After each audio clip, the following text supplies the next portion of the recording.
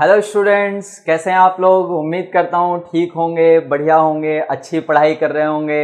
और हम लोग कुछ टॉपिक्स आपकी डिमांड पर लेकर आते हैं, यानी कि जो बहुत सारे जिनकी डिमांड बहुत सारे टॉपिक यानी कि बहुत सारे स्टूडेंट्स की किसी कॉन्सेप्ट की अगर स्पेशल डिमांड होती है तो हम उसको फोकसेस करते हैं और अपने कोर्स चलते हुए कोर्स में बीच में आप लोगों के लिए वीडियोस लेकर आते हैं। अगर आपको भी कोई ऐसा डाउट है इकोनॉमिक्स में कहीं पर भी तो आप उसे कमेंट कर बता सकते हैं। हम पूरी कोशिश करेंगे, अगर ज़्यादा डिमांड है उस कॉन्सेप्ट की तो हम उसकी वीडियोज़ लेकर एडवांस में आएंगे आपके लिए। राइट, मैं सूरज मालाकार आज आप लोगों को इस क्लास में जो बहुत ज़्यादा डिमांड आ चुकी है पूर्ति यानी कि सप्लाई की बात करूंगा। आज मैं सप्लाई का पूरा कॉन्सेप्ट समझाने की कोशिश करूंगा इस छोटी सी वीडियो में। पूरा देखते रहिए, आपको पूरा कॉन्सेप्ट अगर ये दो चीजें आपने समझ ली तो पूरा समझ आ जाएगा आपको चैप्टर पढ़ना आपके लिए आसान हो जाएगा।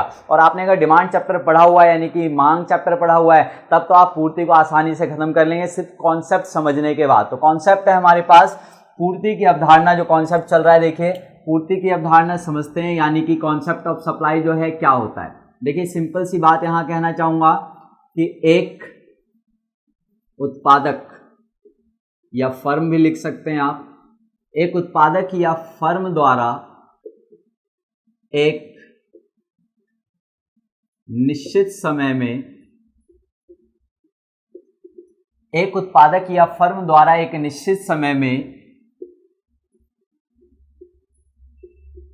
किसी वस्तु की वह निश्चित मात्रा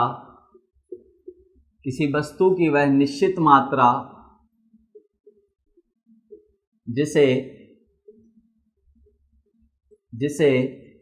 एक उत्पादक या फर्म द्वारा एक निश्चित समय में किसी वस्तु की वह निश्चित मात्रा जिसे वह उस वस्तु की एक निश्चित कीमत पर बेचने के लिए तैयार है। बहुत ही सिंपल कॉन्सेप्ट है। सप्लाई की अगर बात करें तो सप्लाई या डिमांड जब भी आप पढ़ते तो सबसे पहले इफेक्टिव क्वांटिटी की बात करते हैं। प्रभावी मात्रा जो है उसकी प्रभावी मात्रा क्या होती है, देखिए यहां पर मैंने बताया है बेचने के लिए तैयार है यानी कि बिक्री के लिए तैयार है। इसे ही कहा जाता है इफेक्टिव क्वांटिटी सप्लाई। यहां सप्लाई की बात कर रहा हूं इसलिए मैंने लिख दिया प्रभावी पूर्ति की मात्रा। तो प्रभावी पूर्ति की मात्रा, माफी चाहूंगा, पूर्ति की मात्रा क्या होती है जहां पर वो क्वांटिटी सेल के लिए रेडी है। राइट, यानी कि बिक्री के लिए बिल्कुल तैयार है, वो पूरी तरीके से बन चुका है और एक गिवन प्राइस है उस पर बेचने के लिए तैयार है। तो बार बार मैं कह रहा हूं जो बिक चुका है यानी कि बेचा जा चुका है हम उसकी बात नहीं कर रहे हैं, जो सेल हो चुकी है हम उसकी बात नहीं कर रहे सर, उस क्वांटिटी की बात कर रहे हैं जो एक उत्पादक बेचने के लिए तैयार है। तो देखिए मैं आपसे कंफर्म कर रहा हूं कि एक उत्पादक या फर्म द्वारा, आप दोनों इंग्लिश और हिंदी मीडियम वालों को प्रॉपर तरीके से मैं गाइड करता हूं ताकि आप में से किसी को भी कोई कंफ्यूजन ना हो, आप दोनों मीडियम में आसानी से समझ सकते हैं इसको, इजी लैंग्वेज। एक उत्पादक या फर्म द्वारा एक निश्चित समय में किसी वस्तु की वह निश्चित मात्रा, देखिए यहां पर ध्यान से, किसी वस्तु की एक निश्चित मात्रा की बात हो रही है। यहां पर निश्चित मात्रा, देखिए निश्चित मात्रा है, उसके बाद जिसे वह उस वस्तु की एक निश्चित कीमत, ये भी ध्यान देने वाली बात है, एक निश्चित कीमत। राइट, उसी के साथ आप देखिए इसमें एक निश्चित समय। बस ये चीजें जो है ना आपकी डेफिनेशन को डन करती हैं, 100% सही बनाती हैं और बिक्री के लिए तैयार, ये मैं आपको पहले बता चुका हूं। तो देखिए निश्चित समय में एक वस्तु की निश्चित कीमत पर वो सारी क्वांटिटी जो एक प्रोड्यूसर सेल करने के लिए बिल्कुल रेडी है उसे क्या कहेंगे सर, हम सप्लाई कहते हैं। क्या कहते हैं इसे, हम सप्लाई कहते हैं। ठीक है, तो मैंने आपसे बताया एक उत्पादक या फर्म द्वारा एक निश्चित समय में किसी वस्तु की वह निश्चित मात्रा जिसे वह उस वस्तु की एक निश्चित कीमत पर बेचने के लिए तैयार है, इसे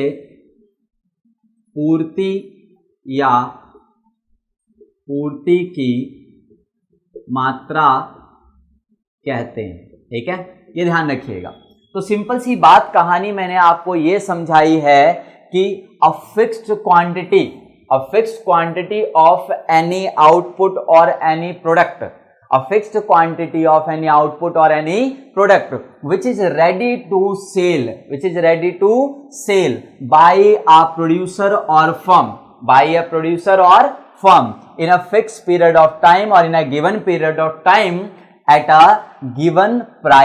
a fixed price of the commodity। Clear है? यानी कि मैंने कहा कि किसी कॉमोडिटी यानी कि वस्तु, किसी कॉमोडिटी या प्रोडक्ट की वो फिक्स्ड क्वांटिटी जिसे प्रोड्यूसर रेडी टू सेल और move in the market at its given price in a given period of time. समझ आ गया? तो गिवन पीरियड ऑफ टाइम आएगा सर एक निश्चित समय, एक निश्चित कीमत यानी कि अ गिवन प्राइस यानी कि a fixed price, selected price, और निश्चित मात्रा यानी कि fixed quantity and ready for sale. Clear है? By a producer. तो ये आपके इंग्लिश और हिंदी में डेफिनेशन होती है जिससे समझ आता है कॉन्सेप्ट। तो इस कॉन्सेप्ट में मैं आपको यही क्लियर कर रहा था कि आपको गिवन एक निश्चित कीमत, एक निश्चित समय और बेचने के लिए रेडी, निश्चित मात्रा, ये सारी बातें आपकी डेफिनेशन में आनी चाहिए। आइए इसको एग्जाम्पल के थ्रू समझते हैं कि क्या चीज़ है। देखिए सिंपल सी कहानी है, ये है हमारे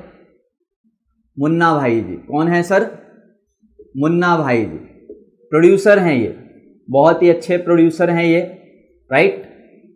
ये है प्रोड्यूसर यानी कि उत्पादक, ये हैं उत्पादक। अब हुआ क्या, इन्होंने 2019 to 20 यानी कि 1 ईयर पीरियड ऑफ टाइम है ना, 1 अप्रैल to 31 मार्च में हुआ क्या, इन्होंने देखिए टोटल प्रोडक्शन किया है 1 लाख यूनिट्स।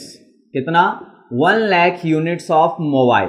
इन्होंने 1 लाख यूनिट बनाए हैं मोबाइल के इस ईयर में, राइट। अब इन्होंने कहा कि मैं इसे 10,000 पर मोबाइल, ₹10,000 पर मोबाइल पे मैं इसे अभी सेल करने के लिए रेडी हूं। तो दैट इज द, ये जो 1 lakh unit ready for cell है, ये क्या है सर? यही वो रेडी फॉर सेल, यही वो आउटपुट है, यही वो यूनिट है जिसे हम सप्लाई यूनिट कहते हैं, क्वांटिटी ऑफ सप्लाई कहते हैं या क्वांटिटी सप्लाई कहते हैं। क्लियर है? 1 लाख यूनिट, ये 1 लाख यूनिट इन्होंने कहा जी मैं कैसे बेचूंगा, 10,000 पर मोबाइल के हिसाब से बेचूंगा इन दिनों, यानी कि करंट टाइम में, करंट मार्केट के हिसाब से। क्लियर है?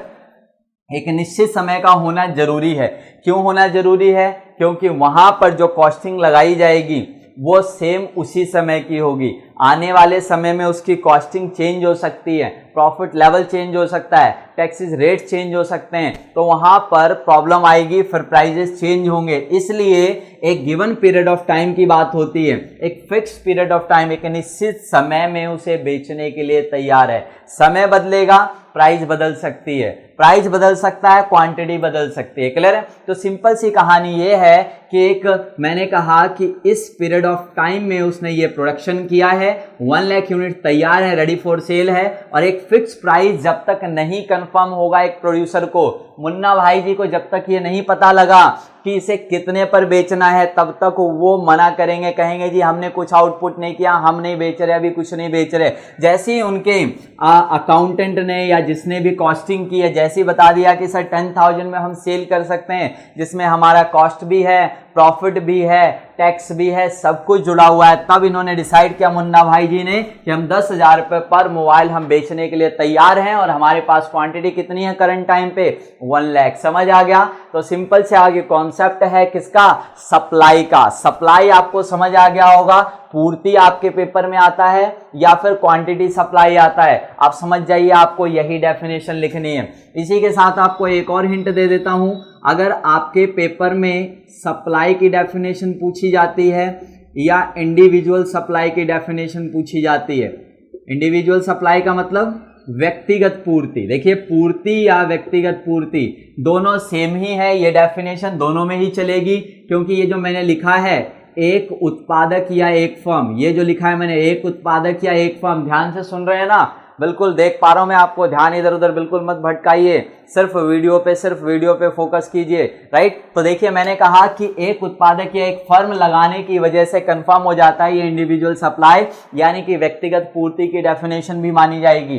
तो समझ आ रहा होगा आपको पूर्ति क्या है। इंग्लिश मीडियम वालों के लिए मैंने कहा कि a fixed quantity of any output, a fixed quantity of any product और commodity which is ready to sell by a producer or firm in a given period of time at a fixed price, at its fixed price of commodity, है ना, commodity के fixed price पे एक given period of time में एक producer जितनी fixed quantity cell करने के लिए रेडी है सर, समझ जाइए वो सप्लाई की क्वांटिटी है। जैसा एग्जांपल मैंने ये दिया, मुन्ना भाई जी तभी कंफर्म करेंगे कि मैं इतना बेचना चाहता हूं या बेचने के लिए रेडी है क्वांटिटी, जब उनका प्राइस कंफर्म, एक निश्चित कीमत डिसाइड हो जाएगी। समझ आ गया? तो निश्चित समय भी है, निश्चित कीमत है और निश्चित क्वांटिटी है। समझ आ गया? ये तीनों चीजें फिक्स हैं आपकी। तो सप्लाई हो, इंडिविजुअल सप्लाई हो, आप समझ गए होंगे, ये डेफिनेशन क्रिएट करनी है। ये था सप्लाई का कॉन्सेप्ट। अब चलते हैं इसी के साथ दूसरा कॉन्सेप्ट क्लियर कर लिया आपने, समझ जाइए चैप्टर का आपने मोस्टली पार्ट कवर कर लिया, आप उसको आराम से पढ़ पाएंगे खुद से भी टाइम निकाल कर। तो अगले कॉन्सेप्ट की ओर चलता हूं, इसी में लॉ ऑफ सप्लाई यानी कि पूर्ति का नियम या पूर्ति का सिद्धांत की ओर चलते हैं। राइट, आइए तो समझते हैं इसका जो मेन टॉपिक है, जो मेन जिसके ऊपर ये पूरा चैप्टर टिका हुआ है, जिसे कहते हैं, वो टॉपिक है आपका लॉ ऑफ सप्लाई, पूर्ति का सिद्धांत, नियम। नियम आपको पता है कि जहां भी नियम की बात होती है वो फिक्स्ड होती है। राइट, प्रिंसिपल्स की तरह होते हैं, यानी कि जैसे आपको मैंने कहा था साइंस में जिस तरीके से आप ग्रेविटी पढ़ते हो फिक्स्ड है, तो हमारे इकोनॉमिक्स में भी बहुत सारे नियम सर फिक्स्ड हैं, है ना। ग्रेविटी, उत्वाकर्षण, गुरुत्वाकर्षण आपने पढ़ा हुआ है। गुरुत्वाकर्षण में क्या पढ़ा आपने? किसी चीज को ऊपर फेंका जाता है, वो भारी है, नीचे ही आएगा हमेशा, है ना। तो वैसे ही हमारे सप्लाई जो है यानी कि लॉ ऑफ सप्लाई है, इसमें कहा जाता है कि जब किसी वस्तु की कीमत बोले तो प्राइस, जब प्राइस इंक्रीज होती है, राइज होती है, तो ध्यान रखिएगा उस वस्तु की हमेशा जो सप्लाई होती है, जो पूर्ति होती है सर, वो भी बढ़ जाती है। राइट, जब कीमत बढ़ेगी तो सर सप्लाई भी बढ़ जाती है। और मैं बात करूं, अगर कीमत वस्तु की घटती है मार्केट में, तो उस वस्तु की जनरली सप्लाई भी घट जाती है। ध्यान रखिएगा, मार्केट में अगर अदर थिंग्स कांस्टेंट है, ध्यान रखिएगा यहां पर साफ साफ बोला जाता है when other things remains same or constant, है ना, जब अन्य बातें समान रहें। तो होता क्या है, हमेशा ध्यान रखिए कि जब कीमत बढ़ती है किसी वस्तु की, तो ये लॉ क्या कहता है कि कीमत अगर बढ़ेगी वस्तु की, तो मार्केट में उस वस्तु की सप्लाई बढ़ जाएगी, और कीमत जब कम होगी सर, तो सप्लाई भी कम हो जाएगी। ये हमेशा फिक्स्ड है। पर ऐसा होता क्यों है, मैं आपको वो भी क्लियर करूंगा ताकि आपको रटना ना पड़े। बहुत सारे तो आप में से इंटेलिजेंट, आप तुरंत समझ गए होंगे, हाँ सर बिल्कुल सही कह रहे हो, लेकिन फिर भी मैं आपको समझाऊंगा ताकि आप और स्ट्रांग हो जाए, और जिन्हें अभी समझ नहीं आया वो पूरी तरीके से समझ लें। तो लॉ ऑफ सप्लाई की बात कर रहा हूं मैं, जहां पर नियम फिक्स है कि सर कीमत बढ़ेगी तो सप्लाई भी बढ़ेगी, कीमत घटेगी तो सप्लाई भी घट जाएगी। देखिए यहां पर लिखा इस तरीके से जाता है, जो मैंने आपको ये समझाया है यही इसकी डेफिनेशन या मीनिंग कह लीजिए यहां पर लिखना होगा आपको। जब किसी वस्तु की कीमत बढ़ती है तो उस वस्तु की पूर्ति भी बढ़ जाती है। राइट, तथा कीमत के घटने पर उस वस्तु की पूर्ति भी घट जाती है। देखिए मैंने कुछ नया नहीं लिखा जो आपको रटना पड़े, मैंने वही लिखा है, जब किसी वस्तु की कीमत बढ़ती है तो सप्लाई भी बढ़ जाती है, कीमत घटती है तो सप्लाई भी घट जाती है। राइट, अन्य बातें समान, या कई राइटर्स ने पूर्ववत लिखा है, आप कंफ्यूज मत हो जाएगा। अन्य बातें समान रहने पर इसे पूर्ति का नियम कहते हैं। राइट, अन्य बातें समान रहने पर इसे पूर्ति का नियम कहते हैं। देखिए सिंपल सी बात मैंने ये बताया है, इंग्लिश में जो इसकी डेफिनेशन लिखेंगे वो सेम ऐसे ही लिखेंगे, when the price of any commodity rises then the supply of that commodity also rises। Clear है? when the price of any commodity rises or increases then the supply of that commodity also rises। Clear है? Increases word use मत कीजिएगा क्योंकि उसमें दो concept अलग अलग इसमें भी आएंगे, डिमांड चैप्टर की तरह सेम ही, क्या, एक्सटेंशन और इंक्रीज, कॉन्ट्रैक्शन और डिक्रीज। तो सिंपल सी बात मैंने कहा, when the price of any commodity rises then the supply of that commodity also rises। ठीक है, and when the price of that commodity falls then the supply of that commodity also falls. Clear है? Price बढ़ती है तो supply भी बढ़ जाएगी, price कम होती है तो सप्लाई भी कम हो जाएगी. ठीक है, साथ में मैंने लिखा when other things will remain same or constant it is known as or called law of supply. अन्य बातें समान या पूर्ववत पहली जैसी रहने पर, कहने का मतलब कि लॉ ऑफ सप्लाई तभी एप्लीकेबल होगा सर जब केवल किसमें चेंज हो रहा है, प्राइस में चेंज हो रहा है. ध्यान रखिए, मार्केट में और किसी चीज में चेंज नहीं होना चाहिए. फॉर द एग्जांपल अगर मैं बात करूं अन्य बातों की, यानी कि अदर थिंग्स की, अगर मैं बात करूं जो अदर थिंग्स है, अदर थिंग्स भी रिमेन सेम और कांस्टेंट मैंने लिखा है. इसमें जैसे आ जाता है टेक्नोलॉजी, टेक्नोलॉजी यानी कि तकनीक, सही है. इसके अलावा price of factors, price of factors.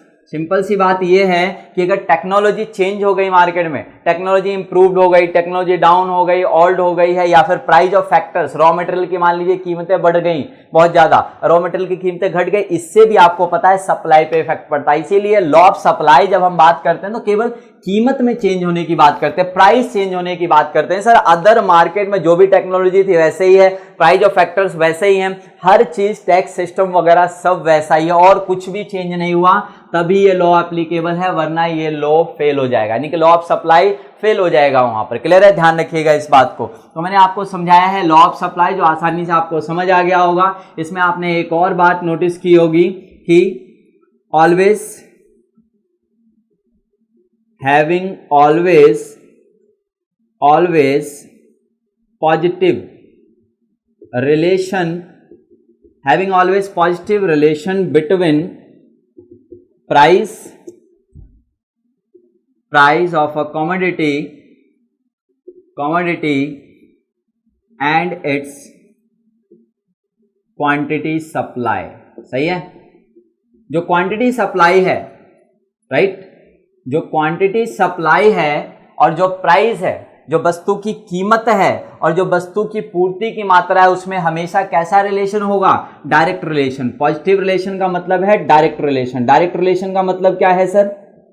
Direct relation का मतलब है प्रत्यक्ष संबंध. एक चीज बढ़ती है तो दूसरी भी बढ़ जाती है, एक चीज घटती है तो दूसरी भी घट जाती है.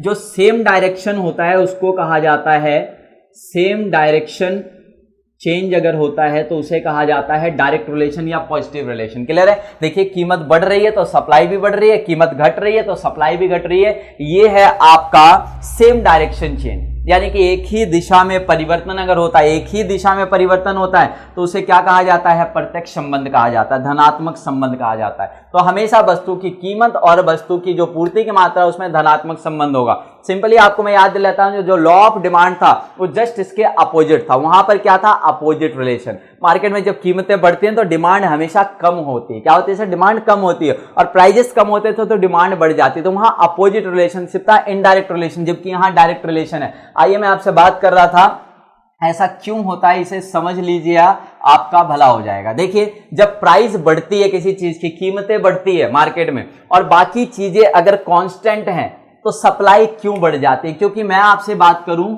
जो मार्जिन है या जो प्रॉफिट है प्रोड्यूसर का, प्रॉफिट ऑफ द प्रोड्यूसर, ये खुद भी इंक्रीज होता है, इसलिए ऐसा होता है. ये रीजन मैंने आपको बताया. कारण क्या है? कारण किस चीज का सर? कि ये ऐसा क्यों होता है कि प्राइस बढ़ने पर सप्लाई बढ़ जाती है. जरा खुद से सोचिए, इस मार्कर का मैं प्रोडक्शन करता हूं.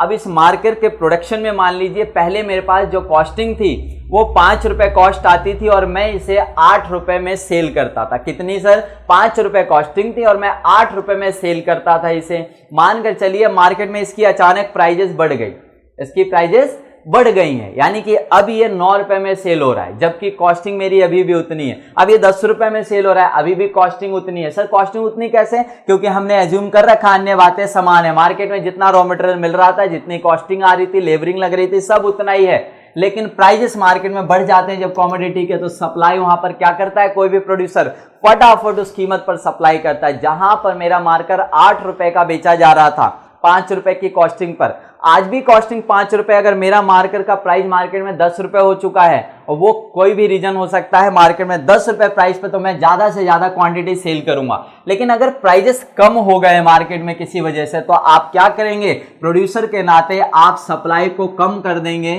क्योंकि आपका जो मार्जिन है वो कम हो गया है, लेस मार्जिन और प्रॉफिट, जो लाभ है आपका वो कम हो गया है। तो आप क्या करने वाले हैं सर, देखिए मैंने नीचे का एरो बना दिया, यानी कि आपका मार्जिन घट गया है, प्रॉफिट घट गया है, कम हो गया है, तो आप क्या करते हैं सर, आप सप्लाई भी घटा देते हैं। ये ध्यान रखिएगा, क्लियर है।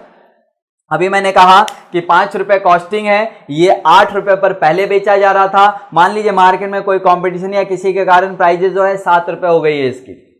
अब प्राइजेस 7 रुपए अगर मार्केट में हो गई है तो मैं कम से कम क्वांटिटी सेल करूंगा इस प्राइस पर, क्योंकि यहाँ मार्जिन मेरे पास कम है। जब मार्केट में प्राइस इसकी इंक्रीज होती है तो मेरा सप्लाई बढ़ जाता है। उसके और भी रीजन मैं आपको बता देता हूं। जब भी मार्केट में किसी चीज के प्राइजेस बढ़ने लगते हैं तो समझ जाइए कि 2-4 प्रोड्यूसर और नए जुड़ जाते हैं, यानी कि न्यू प्रोड्यूसर्स, जो न्यू प्रोड्यूसर्स हैं वो भी आ जाते हैं, न्यू प्रोड्यूसर्स आ जाएंगे। इंक्रीज देखिए मैंने यहां पर बताया, ऊपर की ओर एरो है, न्यू प्रोड्यूसर्स आ जाते हैं आपके, राइट। अब लोगों ने देखा अरे मार्कर में अभी बहुत बेनिफिट हो रहा है, तो सेम सिमिलर जो कुछ पेन वैन बनाने वाली कंपनियां मार्कर भी प्रोडक्शन करना चालू कर देती हैं। मार्केट में क्या हो जाता है, सप्लाई बढ़ जाता है। समझ आ गया।